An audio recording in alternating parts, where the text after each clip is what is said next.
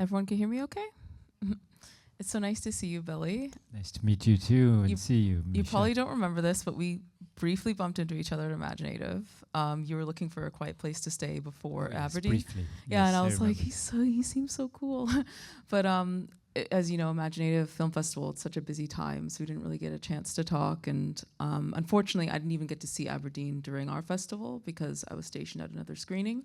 But I did watch it several times before coming here today, and I absolutely love it. It's probably one of my new favorite movies. And in all honesty, you're like probably my favorite part of the movie. So when they said got to interview you, I'm like, I'm so excited. And it's a pleasure to like formally meet you. And I just wanted to say congratulations for all your achievements. You honestly are like an amazing inspiration.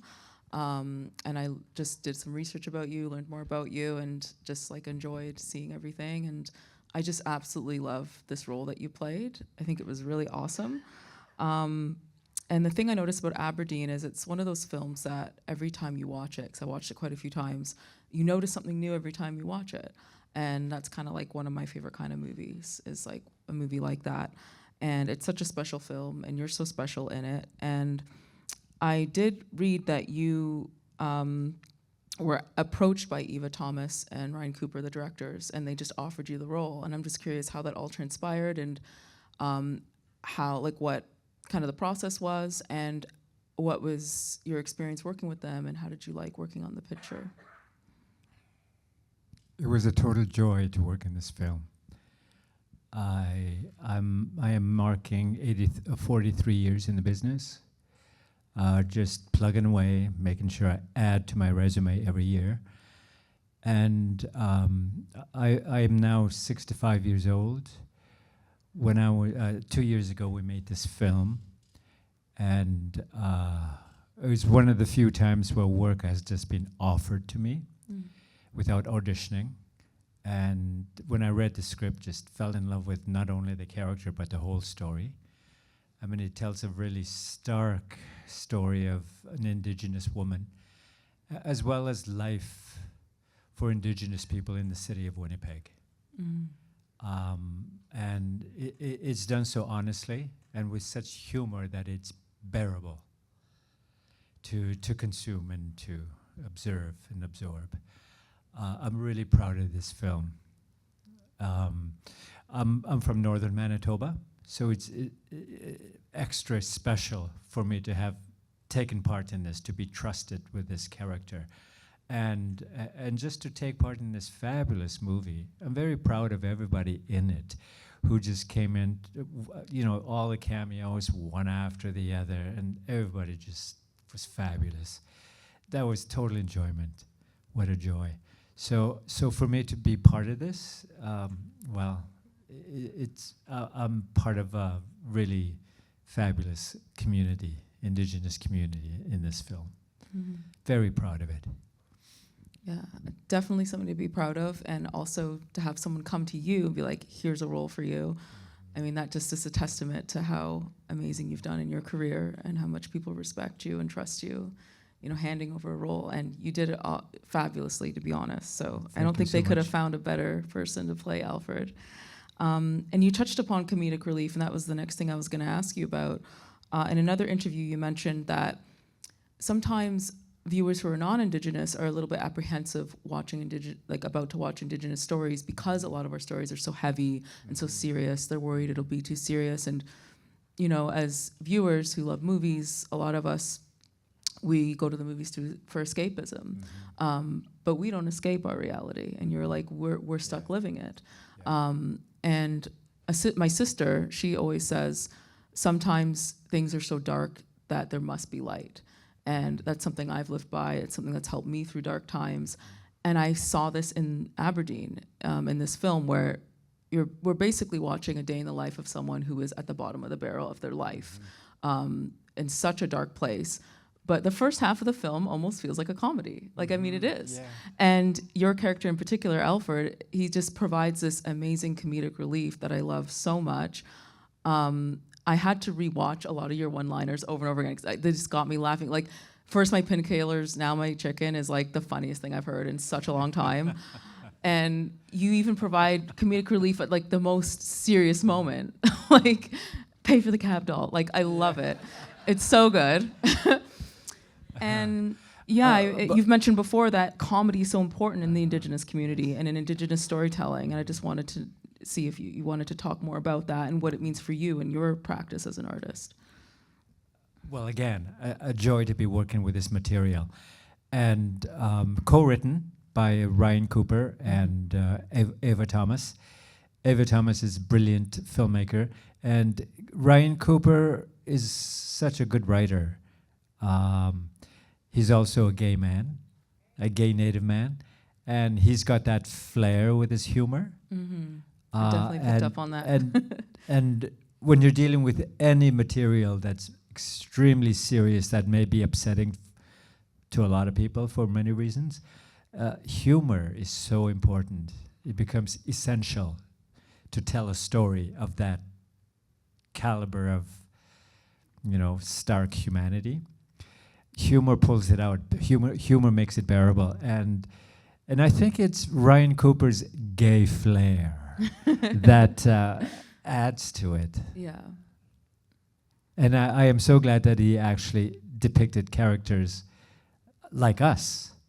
It's a pretty honest depiction of life in Winnipeg, and the Indigenous community is dynamic. When I first got to Winnipeg was 1979, and so I got to know Winnipeg in 1980s. I tried living there 3 times. I had to get passed through Winnipeg every time I go visit my family in northern Manitoba.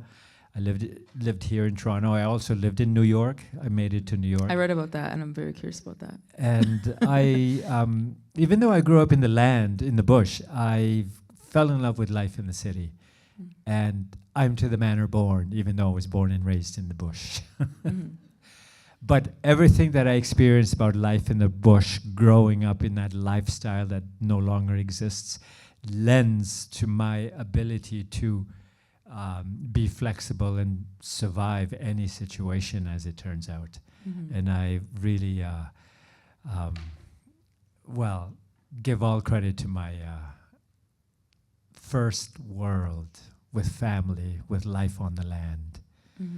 And where you get a good sense of humanity among my people, my family, and the outside world. There was also always this outside world that we had to be wary of. And if anyone comes in, it was always overpowering, and we just basically had to deal with decisions that people came in, decisions that involve Indigenous people, and basically live with them as best as possible.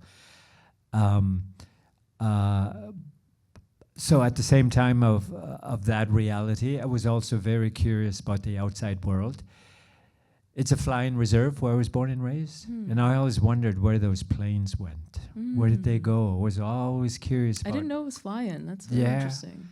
So I was always curious about the outside world, and the more I grew up in a Cree-speaking family, in a Cree-speaking world, in a Cree-feeling world, in a Cree-thinking world, and I learned English through the school curriculum, school system. That's how I learned the system, because growing up I was born in 1960, and I started elementary school, I guess, 1965, and then went to high school at 74 when I was 14 years old. Went to 2 high schools. I had to change due to being fabulous, and people couldn't handle it.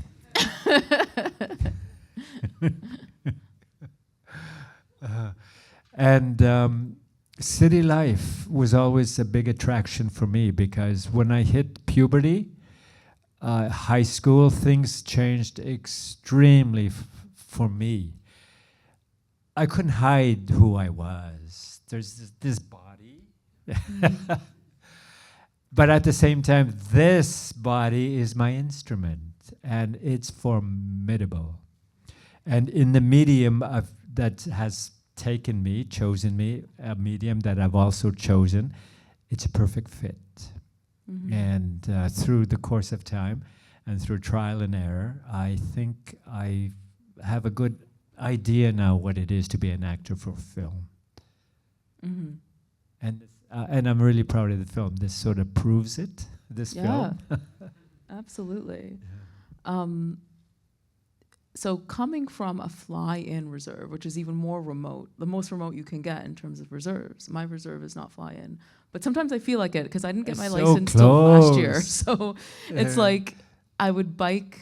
I take the bus as far as I can, and then I bike an hour to get in because I don't have a car.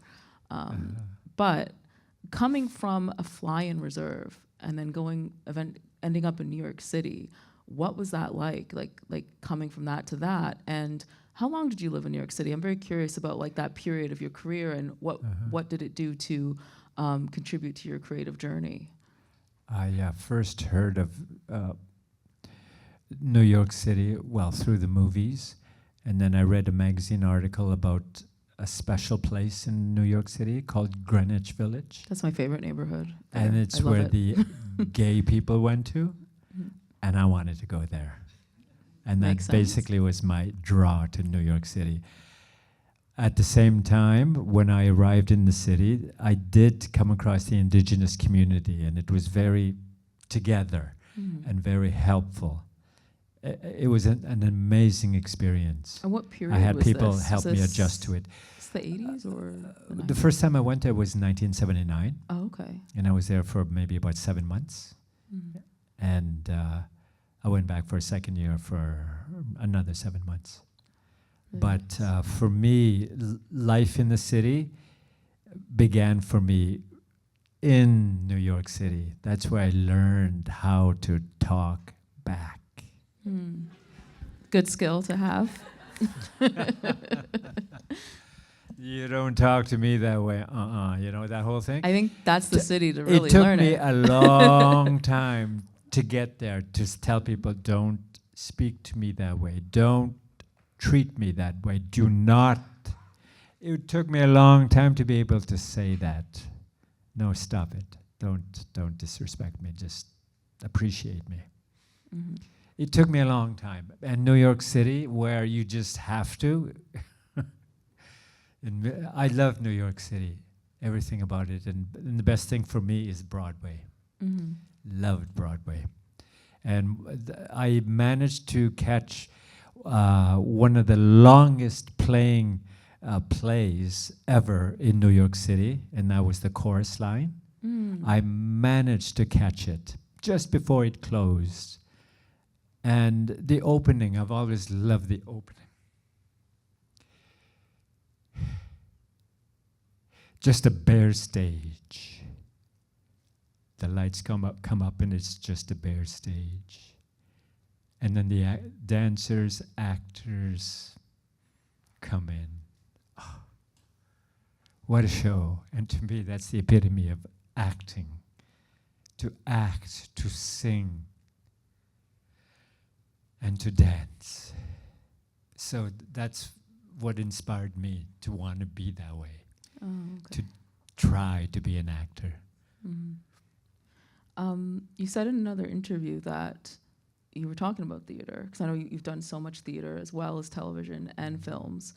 And in Aberdeen, I definitely noticed this kind of theatrical presence to you. Like some of the way you deliver the lines seemed very theatrical to me, and I really loved that, and it just amplified that character of Alfred. And you've said before that theater is very special because you can't hide from people in theater. And you just mentioned now that when you were growing up and becoming who you were, you couldn't hide. And I'm just curious, do you prefer theater over film and television? Do you have a preference? Or do you just love it all? Like, I love it all. And I fell in love with theater because it was, the instrument is us, the human body. Everything about the human body is what's required to be an actor. And I just fit into it. And I also have a fascination about humanity. I prefer watching than being watched. I really love to watch people and observe humanity. And as an actor, not only to imitate people physically, but to embody them completely, you have to understand humanity in certain situations. And that's my, what what do you call that? Material. That's my material. My material are you people, you guys, humanity. And so my first love of being an actor was through the theater, where it involves your entire body. And then it took me a long time to adjust to the screen, to screen work, because theater is big, it's large. You can't do that in the camera. The camera does the work. You just let the camera do the work. You know, where you don't even have to try. Just say the words. Yeah. Yeah. So it's a big difference, and it was a long adjustment to get used to, because I love theater. Love the theater. It's so different. It is. The theater for me was the stage was the most powerful place for me as an Indigenous person in Canada. As an actor, when you're doing, a fantastic character, and you're in the middle of work, and you can tell from the people that they're giving you energy, attention, and so you just give it back. And then it comes back again. I love that. And I really get a sense of elevation in the room when it's a unit happening. Loved it. That's what I really loved about the theater, and that's what I miss about that. But I'm also have fallen in love with the camera, how to work for the camera. And there's just as much work involved in that medium. I just didn't realize it before. Yeah, it's just but very I think different. I have a good handle of it now. Yeah. Oh, you do. Absolutely. I trust it now. I was curious to learn more about the relationship between Aberdeen and Alfred. As a performer going in, did you, like as a viewer, we know that they're friends, we know that they're close, but we're not given any sort of explanation as to like how they met, where they met, how long they known each other. Going in, did you create your own backstory of their history of the relationship, or did Eva and Ryan give you some sort of backstory? And if not, No, like they how didn't. did you prepare for that, to have that relationship on camera? with her? Well, since they hired me without auditioning me, they trusted me. I just got a sense of them being able to trust me with the work. And it was already in the script. When a script is beautifully written and a character is beautifully drawn, that's half the work. That's more than half the work involved. And all you have to do basically is just dress up, and they dress you up, and they put makeup on you. And they put you in fabulous sets, in locations, and then you just deliver the work. Yeah. Yeah, what I noticed about Alfred is he is this very like refined character in a very unrefined circumstance, unrefined place, unrefined period of their life. But you make this character just so refined with such dignity and grace. I often forgot, I'm like, oh, he's living in this like tiny little room. Like he just he's amazing. And yeah, I love this character so much. I love this film so much. And I know that you worked with Eva again this year. She came out with a new film called Nikita and Madison, which I didn't get to see because I was working during TIFF, but I really want to see it. And I'm curious how that transpired, and what was it like working on that picture? Because I think you played the uncle in the film. Yes. Remind me of that again before, in case I forget. But for Aberdeen, co-writing, co-directing with Ryan Cooper. On the first day of filming, Ryan Cooper got COVID. Oh. We had to get tested. This was 2 years ago when things were still... Yeah, when we were filming in Winnipeg. We had to get tested that evening. And Ryan Cooper tested positive. So Ava Thomas came over and saved the film. If she wasn't there, or if she had COVID, which she didn't, thank God, but thank the Great Spirit. And she came in to save the show. That's her movie. She should actually just be given solo credit. Yeah. Sorry, Ryan. Oh.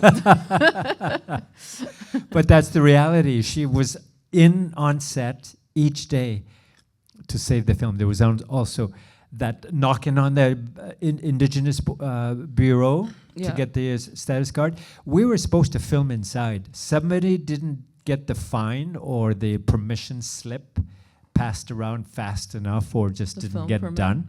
So we weren't able to film in it. So we had to improv that area in front of the door.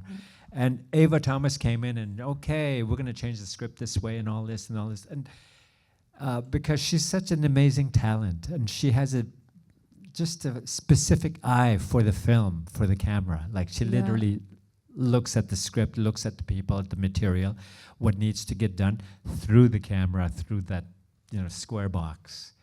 She's just an amazing visionary that way. I'm so floored that you're telling me this, because that scene seems so perfect as it is, and me as a viewer, I have no idea. I had no idea that was a struggle to get that. Yeah. And me as a filmmaker, I had a similar situation where my actor was several hours late, but he had a good reason. He was trying to get visa paperwork to stay in the country, and then he couldn't stay. But I'm like, you need to stay so we could do reshoots. Yeah. But he did have to go. Yeah. But we were forced out of our location. We could only shoot so much within the interior, forced to the exterior. But it almost worked better. And I feel like this scene is an example of that, where I love the chaos that's just happening on the street. It feels more real, it feels more gritty, as with if you were inside, maybe it would have just been more simple and plain, but we really feel that urgency that Aberdeen and you as her friend are fighting for her to get this simple little document that they make so difficult to get. Yes. I do want to give Ava Thomas more credit that she truly deserves for this film. And yes, she called me again to do her second film, her first solo project, director, solo writer, solo project. And it's a different character, without auditioning for me, a totally different character. She trusted me again to do the work. But for me, I also need to trust not only the director, but especially the writing, the script. If it doesn't mean anything to me, doesn't move me, I sometimes don't do it. But she's such a great writer, and she's such a visionary. It premiered at TIFF, and we made the film last November and December, less than a year ago. And it was the top 5 to watch at this year's TIFF Festival, Ava's first solo project. And she's just been raved about. So she is the light for Indigenous film in this country. And one of the reasons why Indigenous film is very busy these days, last year, 2 years ago, marked a turning point with Indigenous film got funding every year, permanent funding, core funding, strictly for Indigenous film. And that helps. That really helped filmmakers, which is one of the reasons why this year had the most Indigenous filmmakers, and congratulations. Yeah, there's You're so part of the many. group. We had a party for a lot of the people that were in the imagineNATIVE Institute. Yes. I couldn't attend. I was working at the TIFF booth, but I kind of snuck in to get some stuff, and I was like, I just felt so proud to see all of these familiar faces. Amazing. You know, glasses raised to them, and it was just a really proud moment to see people in my community doing so beyond good. It's just spectacular what's going on in Indigenous It's film such an these days. The exciting time. productions, the artists, the writers, the actors, and behind the scenes people, the film, the writers, not only the writers, but the people who do the music, composers, the set makers, the designers. There's a lot of more Indigenous influence, not only in front of the camera, but behind the camera as well. It's a fantastic Indigenous industry to be involved in, by the way. And I'm just so glad that someone like Ava Thomas wants to work with me. And when her next film, Nika and Madison, premiered at TIFF, she comes over and whispered, "There's more." Oh, nice. I was going to say, I hope to see you more in her films. Oh, God, yeah. That's exciting. So it is totally exciting, and to still be involved in the business I've been in for 43 years. I can. Maybe you haven't even made your best work yet. Oh my maybe God, the best yes. is yet to come. As we mature, of course, we get better.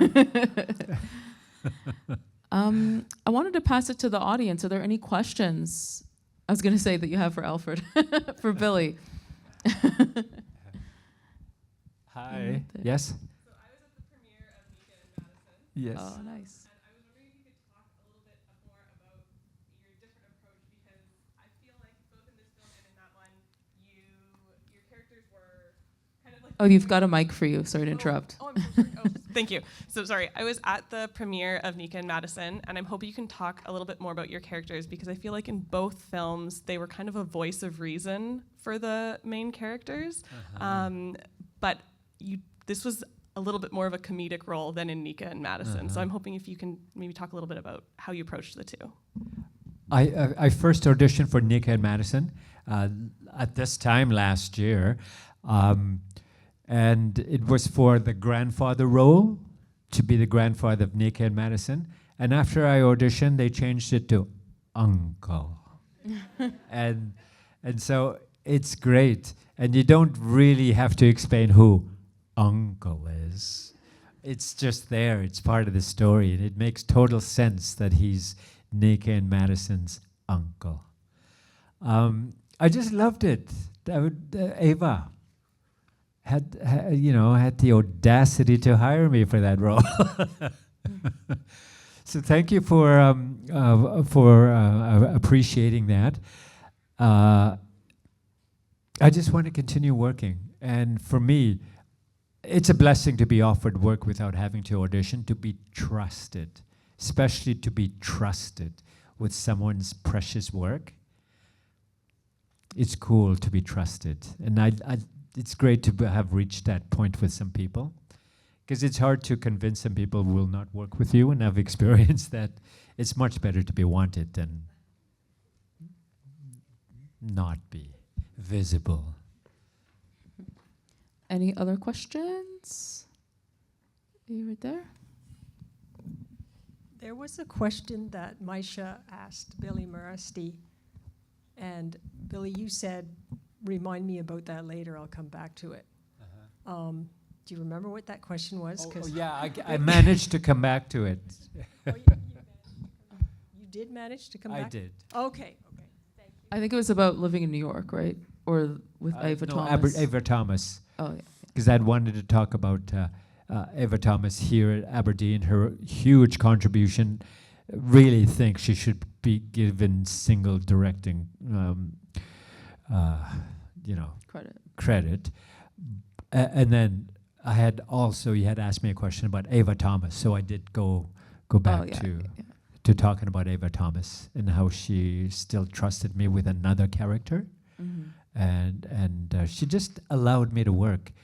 And being able to understand and trust the camera, it just makes the job easier. Yeah. Because if a director and writer and producer wants you, then you should trust that as well. There's nothing terrifying about someone wanting you. If somebody wants you, that's a green card. It's a green light. It's a green light. It's a fabulous experience to have.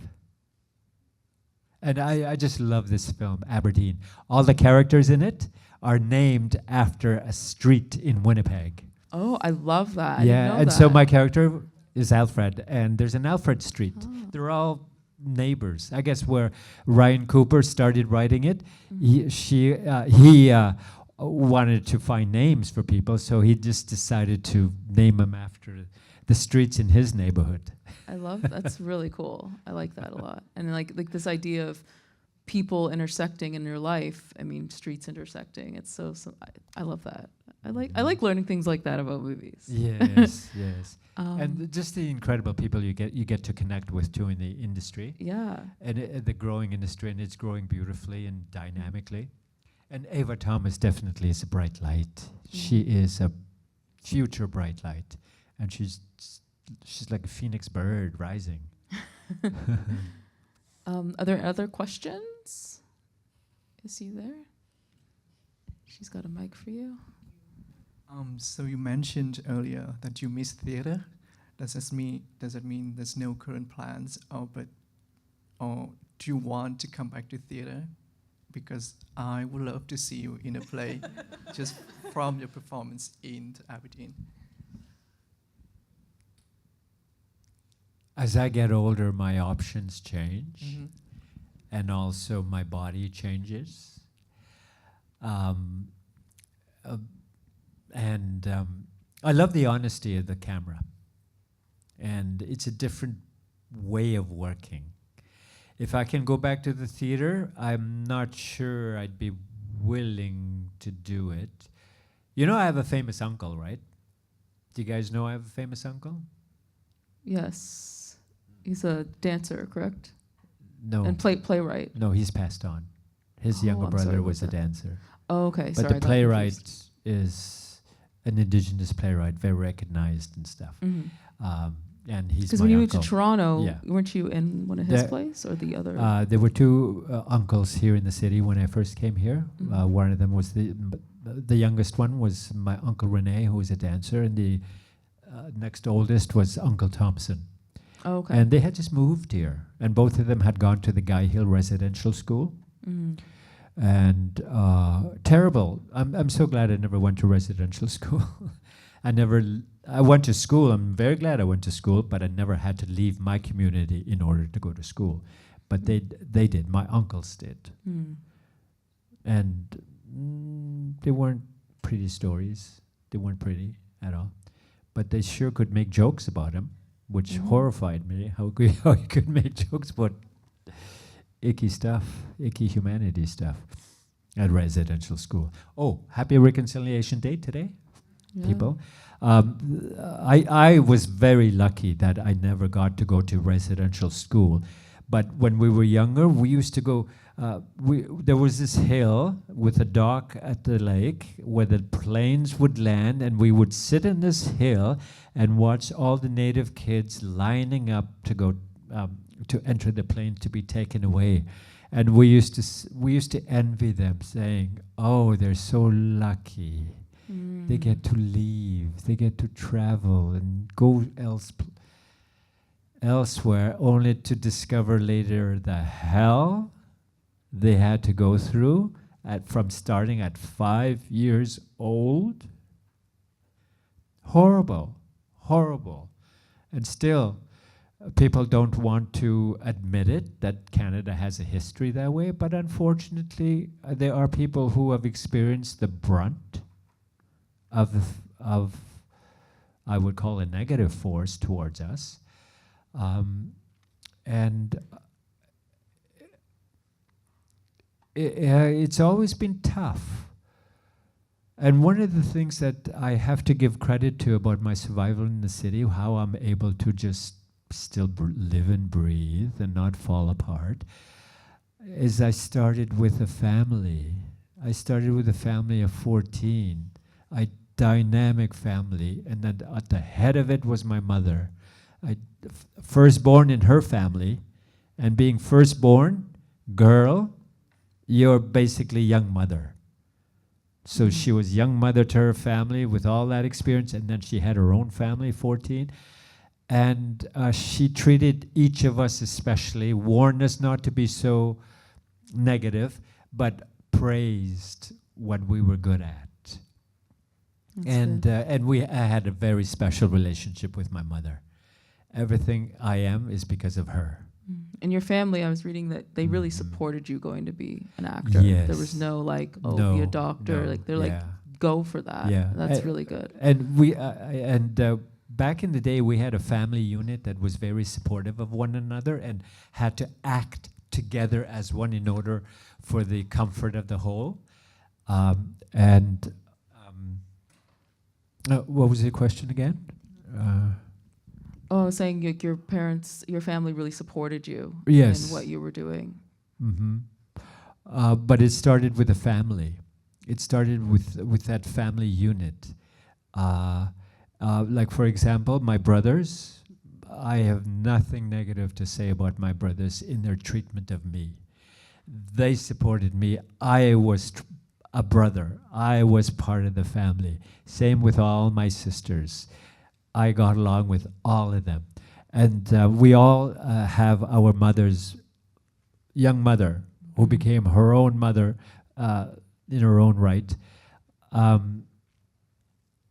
She was such a special person who knew humanity so well, who was able to get along with not only the oldest person in the community, right down to the cutest little baby in the Aw, community. That's so cute. My mother had that spirit to be able to get along with people and see the best qualities in people, and to stay away from certain people who will not stop misbehaving. So yeah, I give my mother credit for allowing me to blossom completely. And when I started living an openly gay life, I didn't care about whether I upsetted my father, whether I upsetted anybody else that I came across. The only person I was worried about was my mother. And then when I finally broke down and I was just nervous and I told her that I was gay and that I liked men, and she goes, I know. She goes. I feel like they always know. After that, my foundation is solid. Yeah. Became solid. Sigh of After that relief. moment, support, love, foundation, a connection to the earth, to people, and this undying curiosity about humanity. That's also my mother. She was always curious about people, and she just knew best and not so good, best, not so good of everyone. And she championed the best of everyone. So I give her all credit. I give her all the credit that she deserves. All credit to Mom. Yes. Any other questions? Yes, right there. Thank you so much. I had a question about, so I was very happy to hear, this is kind of for both of you, but about this big sort of blossoming, I guess, of Indigenous film. And I guess I'm curious whether, things have changed over the past few years, whether both of you see that sort of continuing, or is it potentially under threat? And sort of, I guess, sort of what the community is thinking about the future of, film and the larger context as well. Do you want to I go think first? for any community to survive in whatever art form they choose to, they basically have to have a certain amount of genuine talent, a genuine interest in the medium, and material to bring forth. And I see a lot of writers, filmmakers, directors who are developing their own projects. There's a lot of them. I don't think the material will ever run out. We just are surrounded by it and involved in it too much for those stories to ever go away. And that goes to say for humanity, all humanity. Every human story is necessary to be told. And I think there's enough talent in the community, enough Native writers, Native directors, Native screenwriters, and essentially Native producers in the community to have a thriving industry. And it's one of the reasons why. And it's not something that has happened overnight. It's been decades now, decades in development, and people being more bolder and in acquiring their own presence to be accepted. And it's a nice space to be in. I think Canada is heading in the right direction in that way. Yeah, I started with imagineNATIVE in April, and I knew about the organization for years. We just celebrated our 25th anniversary this June, and it's the first time we held the festival in June to coincide with Indigenous History Month. And I was actually very unaware of how good the Indigenous filmmaking community was doing. Like, as an Indigenous filmmaker, as you can see, I'm mixed. I more identify as Black. I look more like my dad. But during the years of COVID, I moved back to my reservation and I reconnected with my community and learned more about my heritage. And just when I started with imagineNATIVE, I was so proud to see like so many Indigenous filmmakers thriving and having these amazing, beautiful films. I got to see a lot of films during the festival. Unfortunately, didn't get to see much during TIFF because I was just so busy, but it just made me feel so proud to be Native. And through working with this organization and meeting new people, and some of the people I work with, their spouses are filmmakers, and so I'm always meeting all these filmmakers, and they're really a force to be reckoned with. I feel like Billy has said, any story is important. All stories are deserving of being told. But I almost feel like Indigenous stories in particular are so important right now, and we're being given this platform, we're being given the spotlight in this kind of moment in time that I'm really happy about and really happy to see. And there's just limitless, like the stories are limitless. I think it'll just continue to go on forever. So to answer your question, I feel like it's only just getting started, and I think it's going to keep going and going and going. And yeah, just everyone, anyone who has something inside of them that wants to say it should say it. And like Billy has said, if you have that drive and that like innate nature to want to do it, you'll do it. And that's what I'm seeing, and it's really amazing to see. One of the Indigenous filmmakers that have helped raise Indigenous film into the level we enjoy now is Zachariah Kunuk. Mhm. He was the one who just won best film at TIFF. Best Canadian got feature. a special award as well. Yes. This year he got a special award. Yeah, my boss got to give it to him, and she was telling us stories about the gala. I'm like, I'm so jealous. I wish I got to go to this. Yeah. So yeah, it was really big. And his film Atanarajawat was just a remarkable film. There's a reason why he's considered one of the Indigenous filmmakers here in Canada. And one of my favorite scenes in Atanarajawat, a lot of people aren't able to say that too, and that bugs me. They go, "Oh, you mean the fast runner?" No, I mean Atanarajawat. What's so hard about saying that? Anyway, my favorite part of the movie is outside in the snow and ice, and Atanarajawat is somewhere, and his love is out there screaming in silence. That was my favorite moment in the film. Nice. I do want to see this films like that are help elevate Indigenous film here in Canada. And as far as the future bright light, I believe is Ava Thomas. She encompasses all. And after seeing her entry as for Nika and Madison here at TIFF, so seeing her work on film, she really has a special eye that she has to work with. And also, filmic, you have to have a filmic eye. Like, for example, we've done this one scene, or let's say one scene is done, and I noticed a lot more in this in Aberdeen, but I also noticed it even a lot more in Nick and Madison. She'll do one scene, and it's a fast-paced schedule, but she was able to see through the eyes, through each camera shot, how to use it in telling her story. She's got that filmic eye, that camera, that eye for the camera. She's as well as being able to being so smart, intelligent, but being able to get along with people. And if you're on the set, and if you're a director, producer, writer, you have to get along with all these personalities, and not everybody has that ability to get along with all different personalities. And Ava does.